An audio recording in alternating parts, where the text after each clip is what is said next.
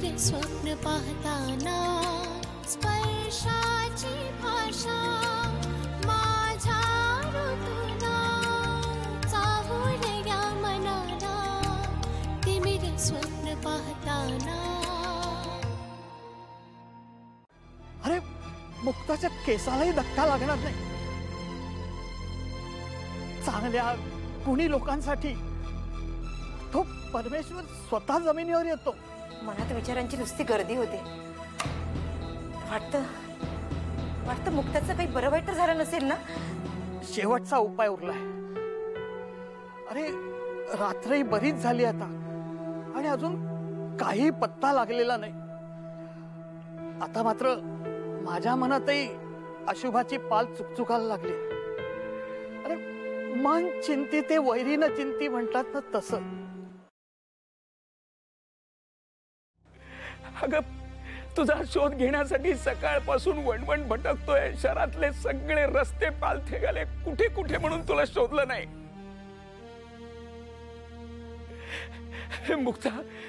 मुक्ता तुझा जर आता फोन आला नसता ना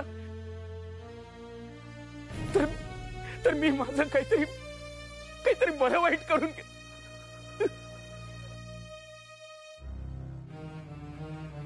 मग अशी का रागवलीस तू तुझ्या या भावावर? का गेलीस घर सोडून न सांगता? मुक्ता मला मान्य आहे ग, चूक सर्वस्वी माझीच आहे। पण असं न सांगता घर सोडून जाताना तुझ्या या लाडक्या भावाची काय अवस्था होईल हा विचार सुद्धा मनात आला नाही तुझ्या? मुक्ता ब्रह्मांड आठवलं ग।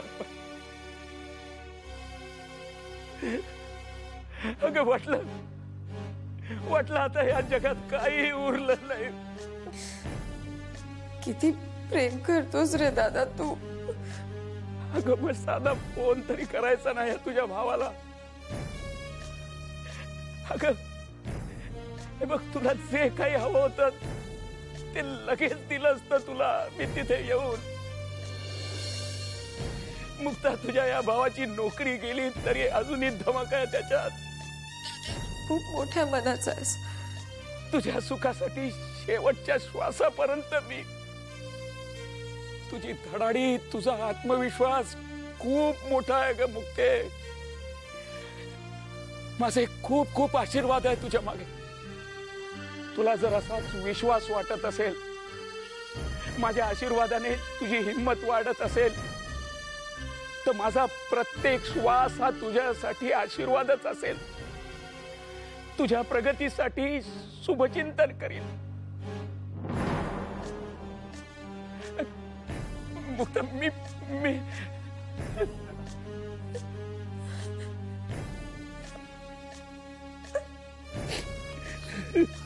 आवर स्वतःला बाळा, आवर स्वतःला। सर मुक्तासाठी आता स्काय इज द लिमिट असणार आहे। क्षितिजापर्यंत जाणारा मार्ग असणार। आता रस्ता किती कठीण असला, कठोर असला तरी मुक्ता हारणार नाही। देवा माझं सर्वस्व घे, पण मुक्ताला यश दे देवा, मुक्ताला यश दे।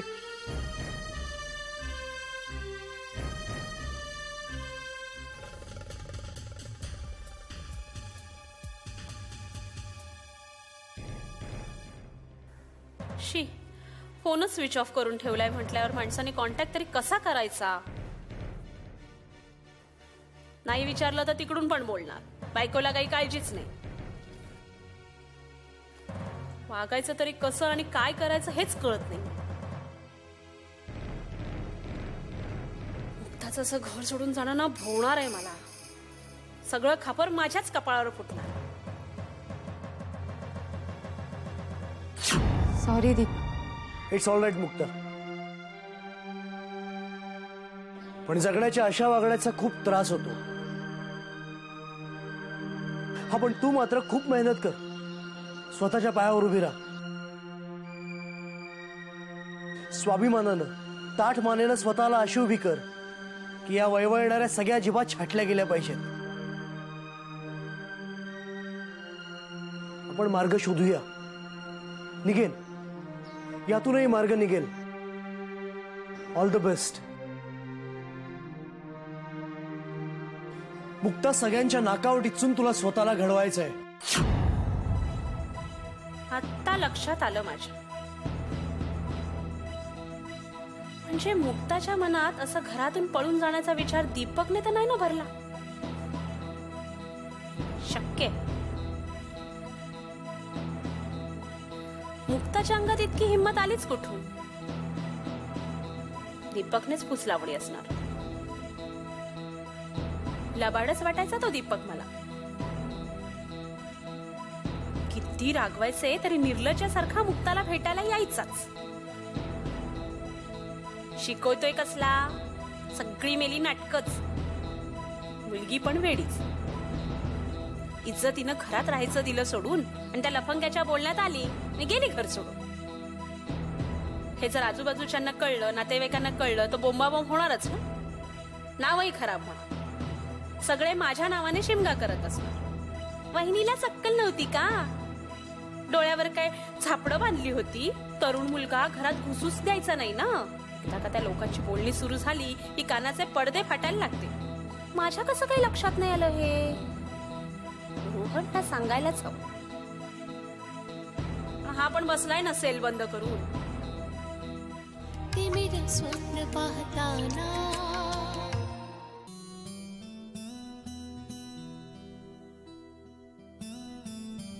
मॅडम, आता अप्रत्यक्षरित्या मुक्ताची जबाबदारी ही तुमच्यावर येऊन पडली आहे. म्हणजे आपल्यावर येऊन पडली आहे. काही हरकत नाही.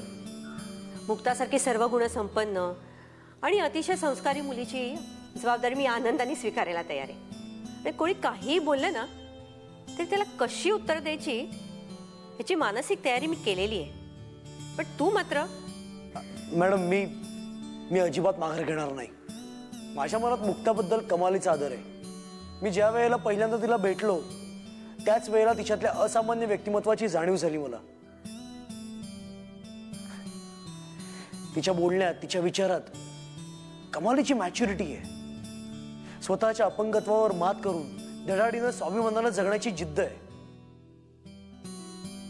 आणि ती जिद्द, तो स्वाभिमान मला असामान्य वाटतो. तिची एक वेगळीच ओळख करून देतो. लक्षात ठेव, हे एक व्रत आहे. येस मॅम, याची मला पूर्ण कल्पना आहे आणि जाणतेपणी मी स्वीकारला आहे ते. पण हा मार्ग फार अवघड आहे. मॅम, मुक्ताला जर का मी काही मदत करू शकलो तर तो मला माझा सन्मान वाटेल. दीपक, ही एक भावना झाली, पण त्याचा त्रास होऊ शकतो. मी संपूर्ण विचार केलाय मॅम. तरुण मुलगी, त्यात अन्याय म्हटल्यावर 100 तोंड 1000 गोष्टी बोलणार. त्याला अनेक फाटे फुटणार, चिखलफेक होणार. पण हे सगळं फार सामान्य आहे. असल्या माणसांना, असल्या वृत्तींना भीक घालून आपण मुक्तावर, मुक्ताच्या अफाट करिअरवर अन्याय करतोय असं वाटतंय मला. दीपक, अनेक वेळा आपण भावनांच्या भरात काही धाडसी निर्णय घेतो, कारण तो क्षण आपल्याला भावनांच्या ओघात वाहून नेतो. पण जेव्हा ही भावनांची धुंदी उतरते ना, तेव्हा माणूस फार अस्वस्थ होतो. कारण वास्तवात त्याच्या कृतीची निंदा झालेली असते. असल्या माणसांना आणि असल्या विचारांना मी भीक घालणार नाही.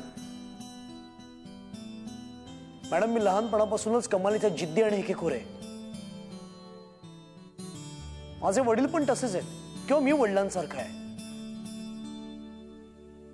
मुलगी म्हणून जगायला मुक्ताला काही मर्यादा पडतात, पण त्याला जबाबदार हा आपला समाज आहे. मोरसट विचार, घाणेरडी वृत्ती, एरवी मुक्ताला कशाची भीती नाही आणि म्हणूनच मी मुक्ताला मदत करायची तयारी दाखवली. कारण मुक्ताला मदत करण्यापेक्षा ती मलाच, माझ्यातल्या माणसालाच मदत करतोय असं वाटेल. काय दीपक, तरुण मुलाला आणि मुलीला एकत्र पाहिल्यावर माणसं फार विचित्र बोलतात रे. मॅडम, बाहेरचं सोडा हो, मुक्ताच्या वहिनीच बघा ना. अहो, किती बोलली ती मला. अहो, किती आरोप केले त्यांनी माझ्यावर. पण मला यात काही त्यांची चूक वाटत नाही. ही असली माणसं असाच विचार करू शकतात. मुक्ताला खूप पुढे जायचं आहे, क्षितिजा पार. वाट फार अवघड आहे, मार्ग कठीण आहे, पण मुक्ता डगमगणारी नाही. असामान्य बुद्धिमत्ता असलेली मुक्ता एक दिवस नक्की नाव काढेल याची मला पूर्ण खात्री आहे. जर मुक्ताने मला तिच्याबरोबर चालण्याची परवानगी दिली तर ते मी माझं भाग्यच समजेन. तुझे विचार खूप चांगले आहेत दीपक, पण ते विचार आचरणात आणताना तुला खूप त्रास होणार आहे. मी तयार आहे. काय वाटेल ते झालं तरी मुक्ताची साथ मी कधीही सोडणार नाही, कधीच नाही. रोहन, अरे खूप विचार करून त्रास करून घेण्यात काही अर्थ आहे का? अर्थ कशातच नाही हे आता जाणवायला लागलंय सर. असं बोलू नकोस रोहन. खरंच सर, मी नाही चालू शकणार. ते सामर्थ्य माझ्यात नाही, ती योग्यता माझी नाही. ती योग्यता, ते सामर्थ्य मुक्तामध्ये आहे. इवलीशी पोर, अंध आहे पण काय धडाडी आहे तिच्यात.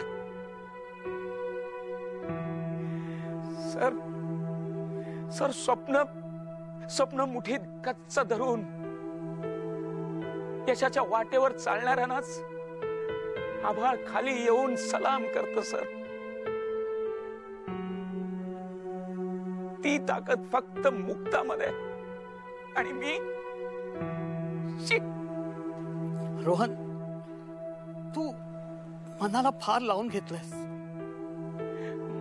माझ्या जगण्याला काय अर्थ आहे सर? पाठीचा कणा मोडलेल्या बिनकणाच्या जनावरासारखा वळवळतोय मी सर. त्याला काय अर्थ आहे? वाहणाऱ्या रस्त्याला कुठे जायचं ते माहित नाही. ज्या डोळ्यात स्वप्न नाही त्या जगण्याला काय अर्थ आहे? जगात त्याची किंमत शून्य असते सर. माझ्या जगण्याला काही किंमत नाहीये या जगात. असं नाहीये रोहन. अरे तू असा का विचार करतोयस? तुला जे शक्य होतं ते सगळं तू केलंस ना मुक्तासाठी. एक वेळ तुझी सुख दुःख तू बाजूला ठेवलीस, पण मुक्ताला आयुष्यात कधी काही कमी पडू दिलं नाहीस. सर, मुक्ताला मी एक क्षण देखील सुख देऊ शकलो नाही, समाधान देऊ शकलो नाही. सर, मुक्ताला मी सुख देऊ शकलो असतो, समाधान देऊ शकलो असतो तर माझ्या या बहिणीला, भावाला कंटाळून घराच्या बाहेर जाण्याची पाळी आली नसती. सर, ही माझी सर्वात मोठी हार आहे. सर, मी हारलो. सर, आज मी शून्य झालो. पण रोहन, तू केलंयस ना. हे बघ रोहन, प्रत्येकाला त्याच्या नशिबानं घ्यावं लागतं. तिमिर स्वप्न पाहताना. पण रोहन, तू केलंयस ना. हे बघ रोहन, प्रत्येकाला त्याच्या नशिबानं घ्यावं लागतं. आता माझंच बघ ना, एका श्रीमंत घराण्यात माझा जन्म झाला. पैसा, अडका, जमीन जुमला कशाचीच कमतरता नव्हती.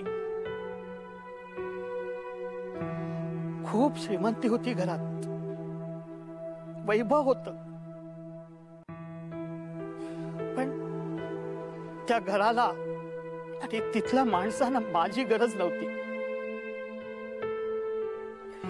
मी सगळ्यांच्या डोळ्यात खुपत होतो. आता मला सांग रोहन, अपमानित होऊन निर्लज्जपणे जगण्यापेक्षा आज मी स्वाभिमानाने जगतोय, सन्मानाने जगतोय, ते वाईट आहे का? समाजाला विचारांचा दृष्टिकोन बदलायला हवा. अरे अंध असलो ना तरी आम्ही सुद्धा माणसं आहोत रे. आम्हाला सुद्धा मन आहे, भावना आहेत. अरे प्रत्येक माणसात सुद्धा काहीतरी कमी असतं ना. त्याची त्याला जाणीव करून देऊ नका. जाऊ दे, चालायचं ना. कुठे जाणार सर? आता कुठे जायला मला जागाच उरली नाहीये. अरे असं का म्हणतोस रोहन? तुझं घर आहे ना. घर, बायको, काय करू त्या घरात जाऊन? सर, त्या घरात गेल्यावर भिंती रागानं माझ्याकडे बघतील आणि म्हणतील, अरे वाऱ्यावर सोडून आणलास तुझ्या बहिणीला. नाही सर, मी त्या घरात परत जाऊ शकणार नाही. तिथे गेलो तर मला मुक्ताची सारखी आठवण येत राहणार आणि मी खचून जा. मला ते घर खायला उठेल सर. मी भाऊ म्हणण्याच्या लायकीचा आहे का सर? कुठल्याही प्रकारचं सुख देऊ शकलो नाही मी मुक्ताला. कुठलंही समाधान देऊ शकलो नाही. मग अशा परिस्थितीत काय करू त्या घरात जाऊन?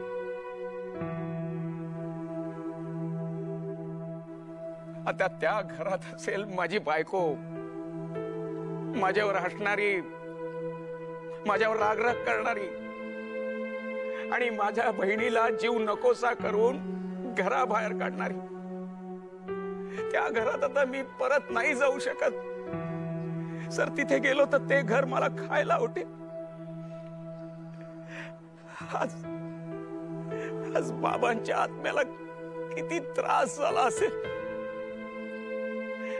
बाबा क्षमा करा मला. मी चुकलो कर्तव्याला. मी आपल्या मुक्ताचा सांभाळ नाही करू शकलो. बाबा मला क्षमा करा.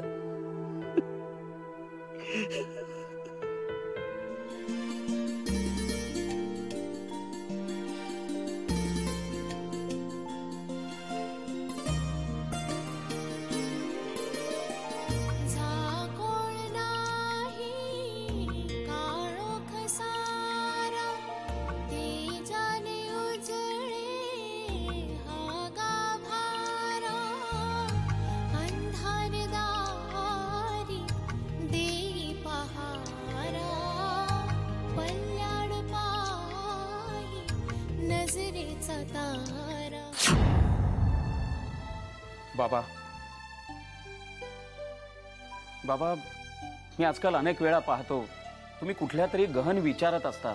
एकटेच बसलेले असता. कसला विचार करता बाबा? विचार म्हणजे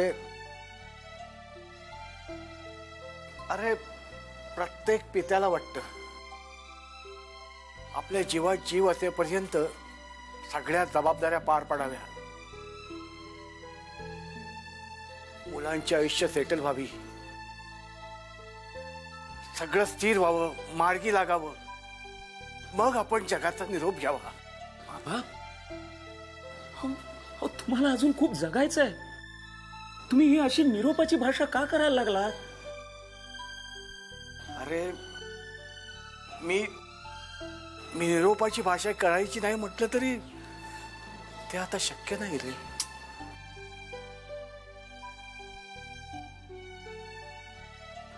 कारण काय? मुक्ता? का बाबा, का? हो, हे बघा बाबा, मी या विषयावर आपण बोलायचंच असा अनेक वेळा मी विचार केला. बाबा, मुक्ताला आपणच अशी ट्रीटमेंट का द्यायची वेगळेपणाची? तिच्यात काही कमतरता आहे, तिच्यात काही उणीव आहे, ते तिला आपणच जाणू द्यायचं. हो, अशाने आपणच तिच्यावर घरची लोक अन्याय करतो. हे का नाही कळत तुम्हाला? मजा करायची म्हणजे काम करावं लागणार. काम करायचं म्हणजे शिकावं लागणार. मी शिकणार बाबा. तुम्ही माझी अजिबात काळजी नका करू. मुक्तामध्ये कमालीची जिद्द आहे, आत्मविश्वास आहे. किती लवकरच तुमच्या आमच्यासाठी जगायला लागेल. मला वाटतं आपण आधी मुक्ताबद्दल बोलूया. हे बघा, आमच्या घरात आधी आम्ही काय बोलायचं आणि नंतर काय बोलायचं हे तुम्ही ठरवू नका. तुम्ही कोण बोलणार आहे?